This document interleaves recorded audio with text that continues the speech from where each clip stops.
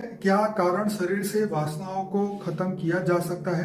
अब इसके लिए मैंने कुछ उपनिषदों से कुछ लिखा हुआ है, मैं 1 मिनट में बताना चाहूँगा, फिर हम आपका जवाब शुरू करेंगे। जो वहाँ पे हमें पता चला कि हमारा प्रत्येक कर्म और इच्छा हमारे मन तथा बुद्धि पर अपनी छाप या संस्कार छोड़ जाते हैं। मन पर पड़े यही संस्कार ही वासना कहलाते हैं। वासना ही हमारे विचार और उससे उत्पन्न हमारे कर्मों का प्रेरक बल है। वासना ही पुनर्जन्म का मूल कारण है। जब वासनाओं का क्षय नहीं होता तो वह कारण शरीर में अव्यक्त बन के पड़ी रहती है और वही बार बार पुनर्जन्म का कारण बनती है।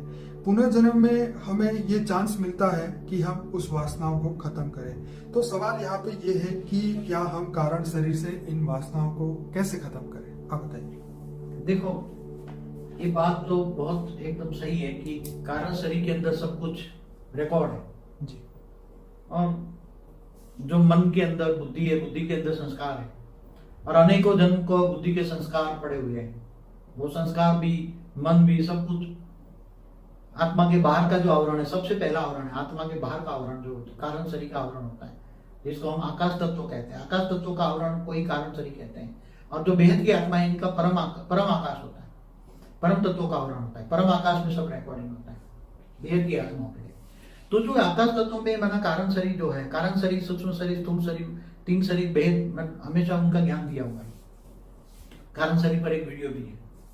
तो ये सब चीजें जन्मों जन्म आत्मा के साथ जाती है। आत्मा के साथ कारण शरीर हमेशा जाता है।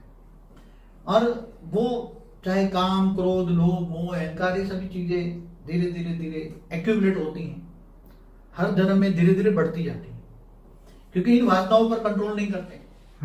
ये जो 5 विकार है उनको हम वासना कहते हैं। अब विकारों पर कंट्रोल नहीं कर सकते, इसलिए मन कंट्रोल में नहीं आता। मन को कैसे कंट्रोल करे? उसकी इन सभी चीजों को विनाश करने के लिए अब सब कोई अपने अपने इष्ट देव को याद करते हैं। अब जो भी इष्ट देव हैं, देवी देवताओं की पूजा करते हैं।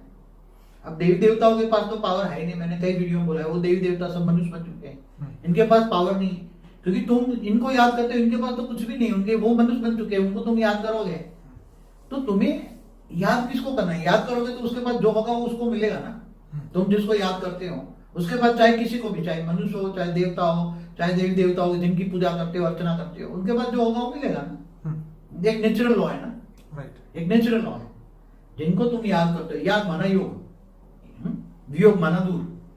तो चाहे किसी से भी तुम याद करते हो, तो तुम्हें आत्मा को ये सब रिकॉर्डिंग खत्म करने के लिए कारण शरीर में वासनाएं जो पड़ी हैं, वासना की रिकॉर्डिंग, अनेकों जन्मों की वासना की